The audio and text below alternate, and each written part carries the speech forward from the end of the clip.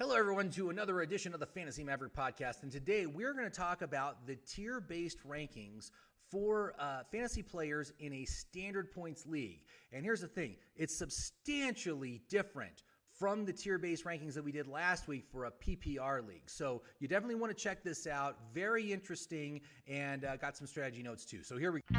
Listen up. It's time for the Fantasy Maverick podcast, starring the guy who's going to help you win that fantasy championship, Jimmy Maverick.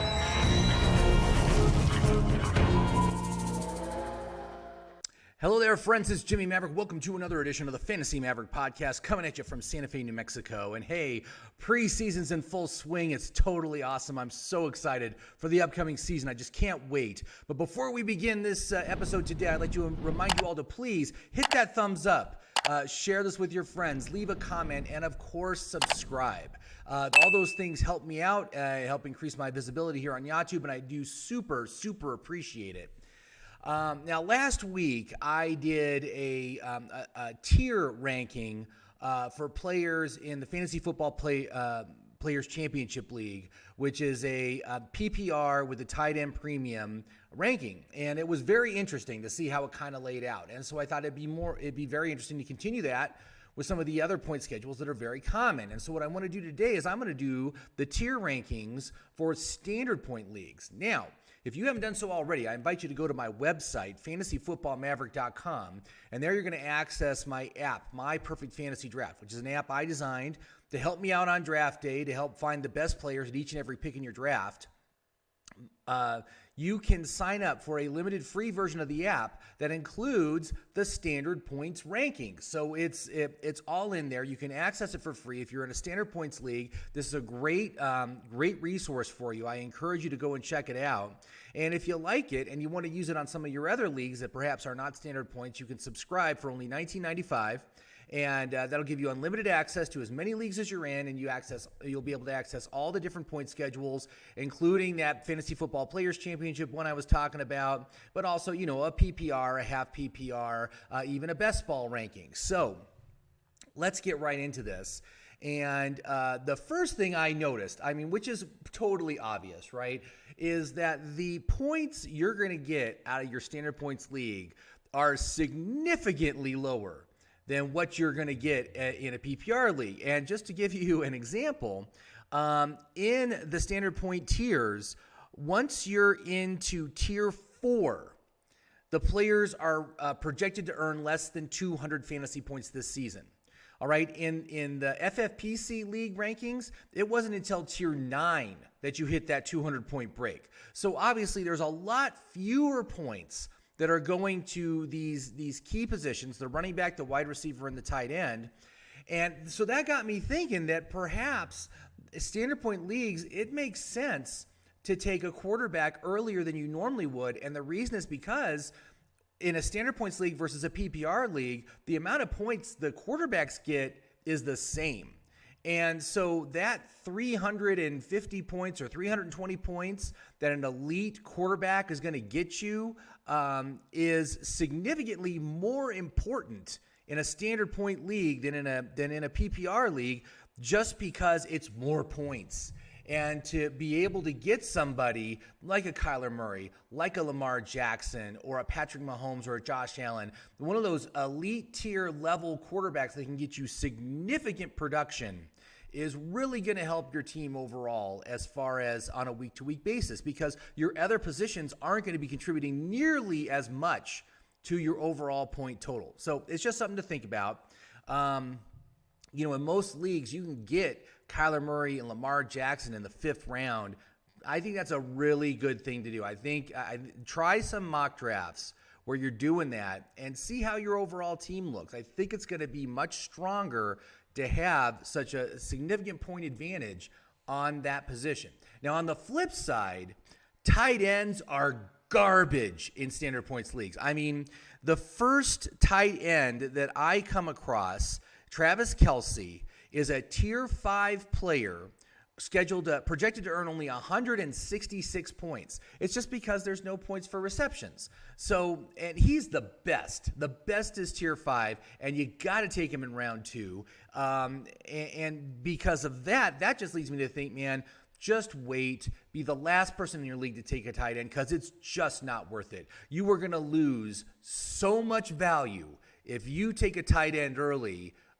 It's not even going to matter. So wait. Get yourself like a Troutman or a Gronkowski or one of those kind of guys in like the 10th or 11th round. And I think your overall team is going to be much better. But let's go into the tiers right now. So tier 1, kind of a surprise. The top two tiered players, the top 2 players in tier 1 are tied for points. And it just shows you how important the PPR is to someone like Christian McCaffrey. But both Christian McCaffrey and Dalvin Cook are projected to score 260 points in standard points leagues. They're a tie. They are both tier 1 players, and they are also a full point per week ahead of the number 3 player. So I'm just quickly going to describe how the tiers work. So within each tier, all the players are going to be within 1 point per week of each other. And when you jump from one tier to the next tier, you're going to see that it's about 1 point per week less than the prior tier. So a tier 5 player is going to get you approximately 5 points per week less than the tier 1 player. So that, again, that's very important for your overall roster construction. So we've already talked about tier 1. Let's move on to tier 2. Tier 2 only has 2 players in it. And these are, and one of these players was not very good in a PPR league. If I look at my notes here, hold on, let me just see here. Derrick Henry was a tier 5 player in the PPR tight end premium league, but in standard leagues, he's the number 3 overall player. Projected to earn 244 points. And he is in this tier with Saquon Barkley, who is also projected to earn 241 points. Now, I know that Saquon Barkley is a very risky play this year. You've got so many issues. I mean, so many issues, right? We're talking coming back from an injury. He's still not all the way back, still not fully practicing with his squad. He's got the worst offensive line in the NFL. He's got a suspect quarterback who turns the ball over a lot and who has never really seemed to have a good connection with Saquon Barkley in the games that they played together. He's risky, but he's also going really late. He is a borderline first, second round player right now. He's going like 10th, 11th, 12th, 13th, right in that range. And I got to say, man, if you are picking late in your fantasy league, I would have no problem taking Saquon Barkley just because the upside is so tremendous. His production capability is so high, and if they can get their crap together in New York, he will have an outstanding season. And even if they don't, he's going to get enough volume to be fantasy worthy, especially at that draft position. So it's just something to think about. He is very risky. I've talked about him continuously through the preseason about how he is one of the highest risk, highest reward players of this fantasy season. But where he's going right now in the drafts, I'm going to find it really hard to pass him up if I'm there and he's sitting on the draft board. So let's move on to tier 3. Now, tier 3 finally starts to open up, and we've got 4, 5, 6. We got 8 players in tier 3.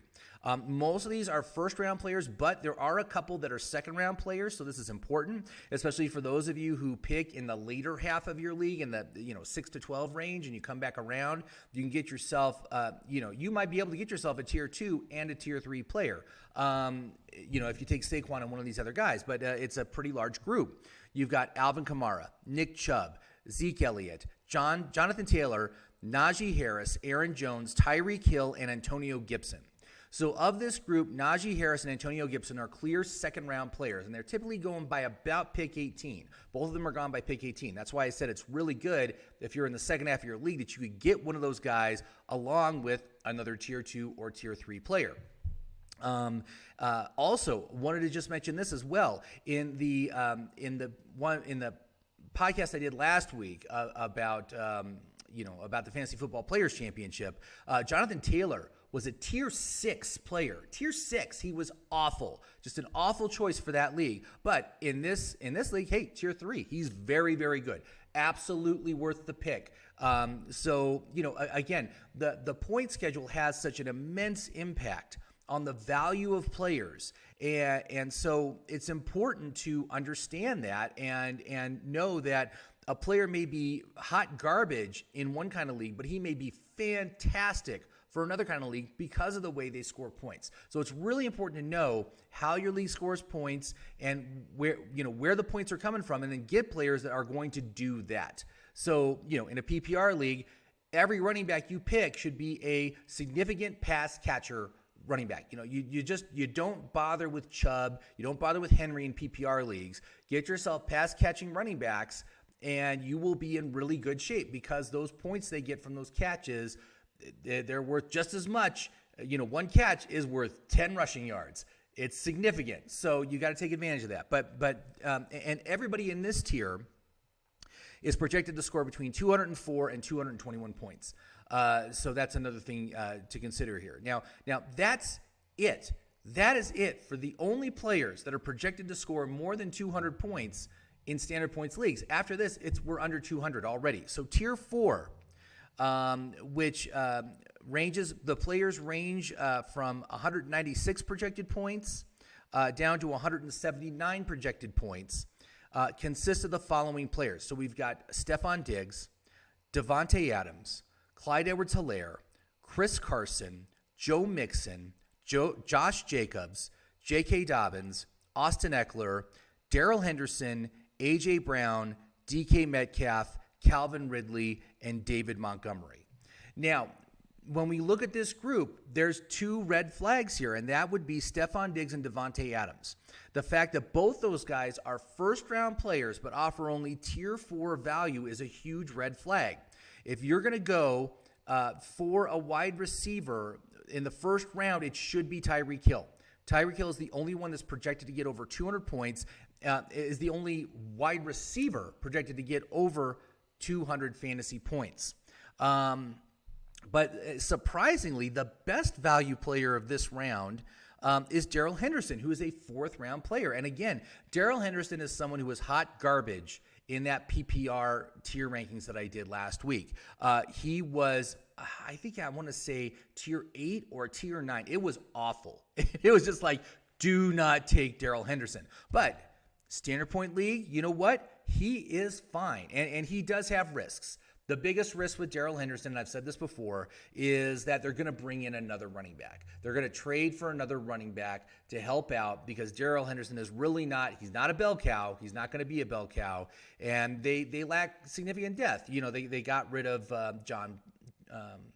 It's not John Brown. I'm sorry. Why am I drawing a blank on his name?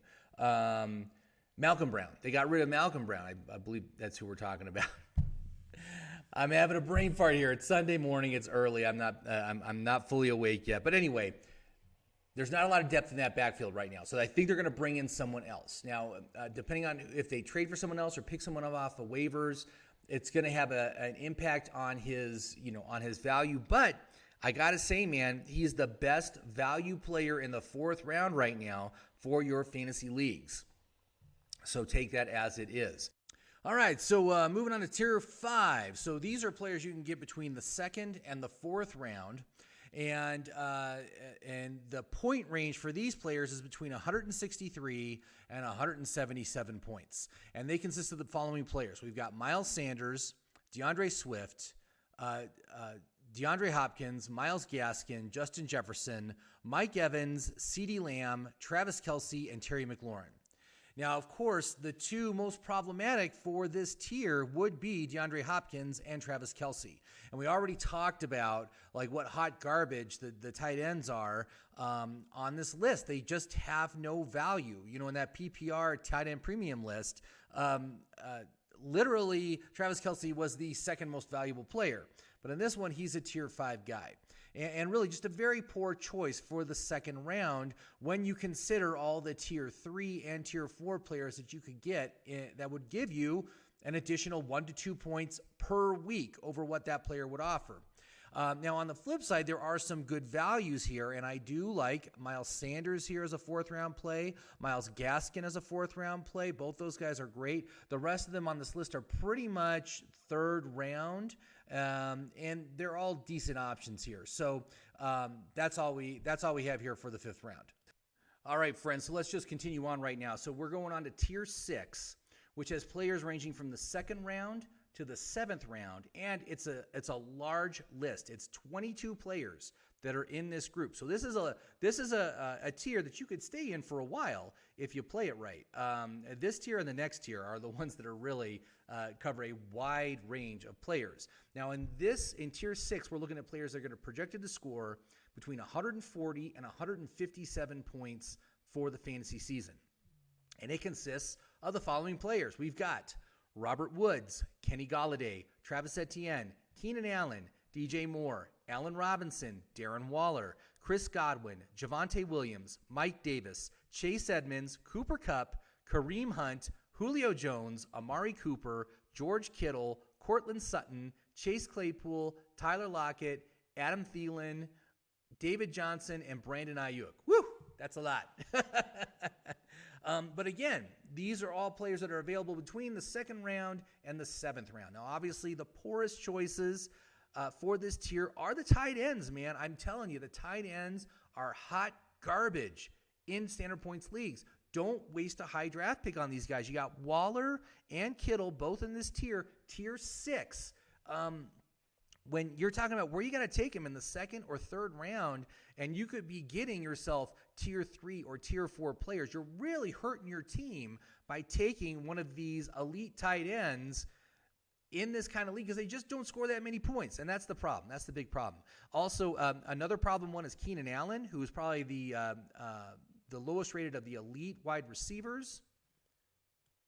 But on the flip side, there are some nice value options here. And the value plays would be Courtland Sutton and Brandon Ayuk in the 6th round, and Chase Claypool, and maybe David Johnson in the 7th round. David Johnson is just not a guy I can get excited about. I mean, it's hard to get excited about any player on the Houston Texans this year.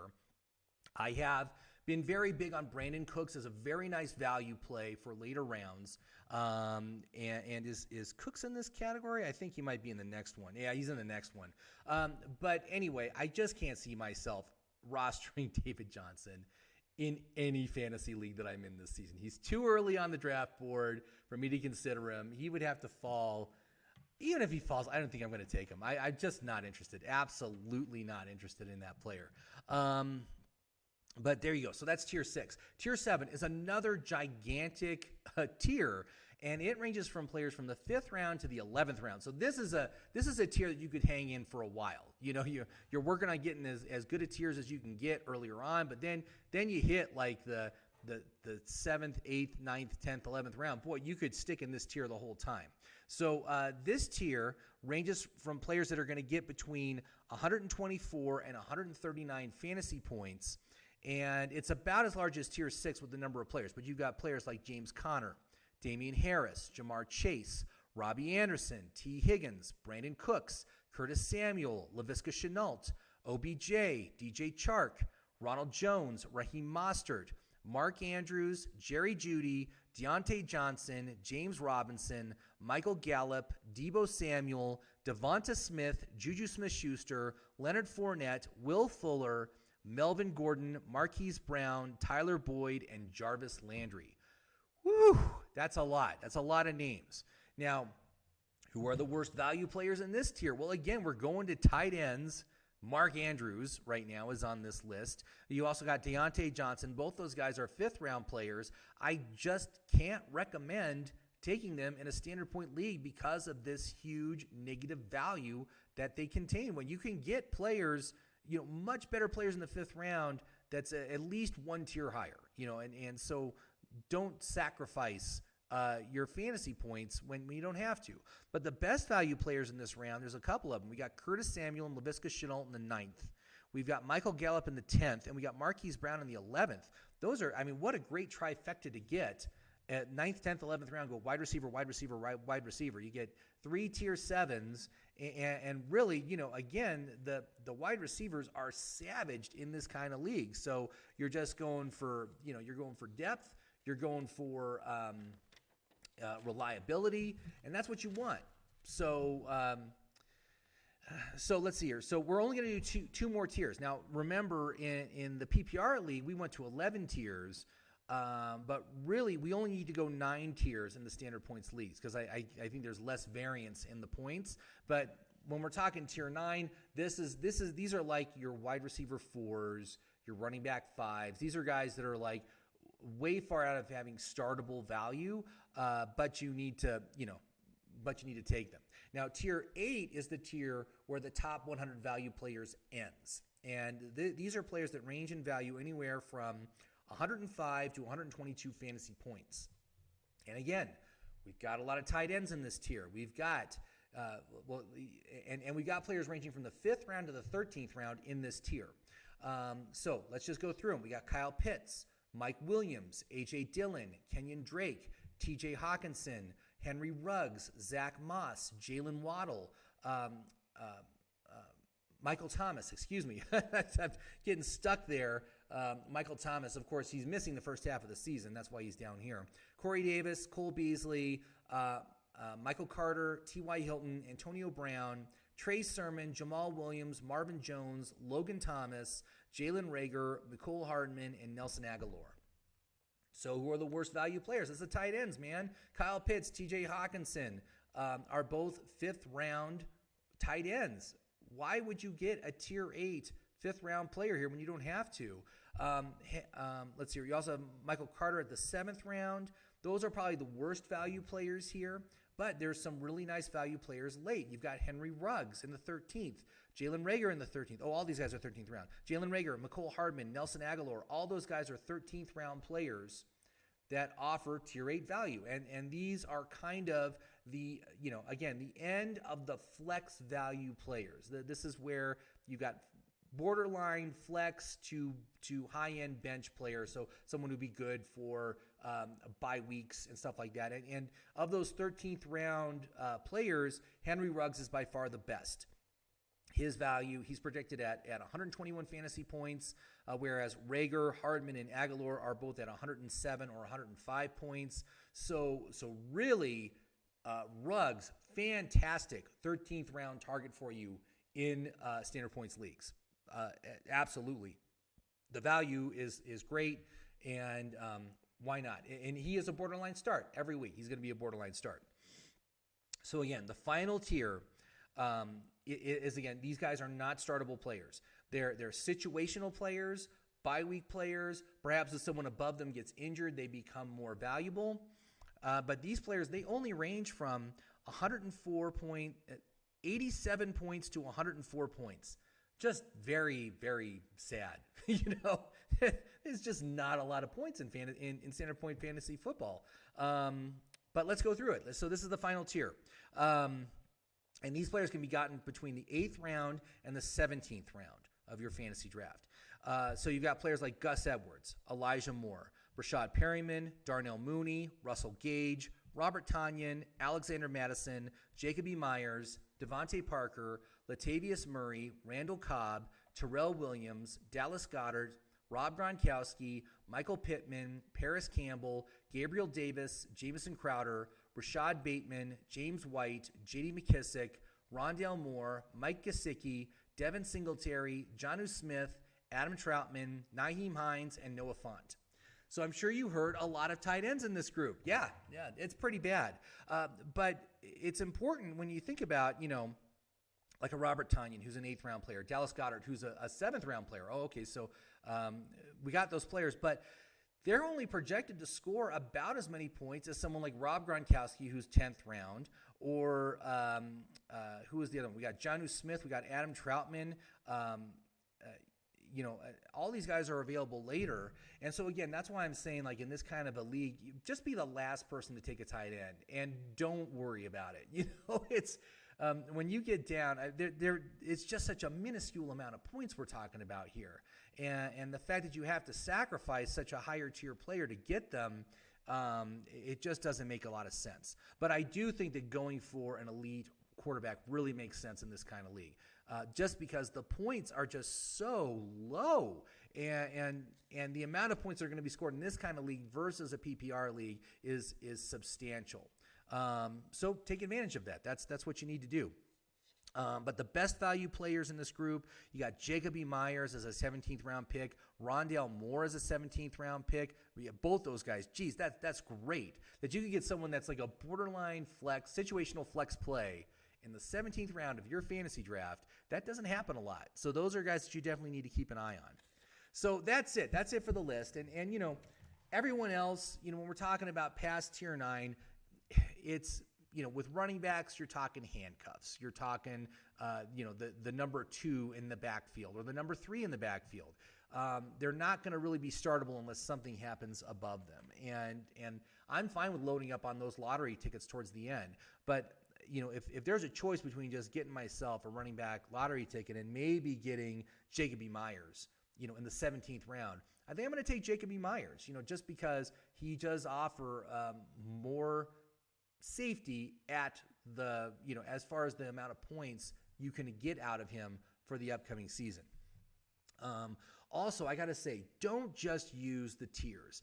I tried to do a couple of drafts utilizing just the tiers, and it didn't work well. And that's why, in my app, when we're looking at tiers, we're just looking at value. That's really all we're looking at, one component of how I analyze my players. And so it's one component of the VORC score. For me, it's a significant component because value makes up 30% of the VORC score on my app. But I'm also looking at their outlook, their reliability, and their consistency. And you saw we were talking, there's a lot of names here, low reliability players, low consistency players. These are players that are not great for your season-long fantasy team because they're going to be hard to trust, or they're going to be on your bench, or they're just going to be injured and you're going to drop them. So when the way my app works is it compiles a VORC score where it gives them points based on how they rate on each of those 4 categories.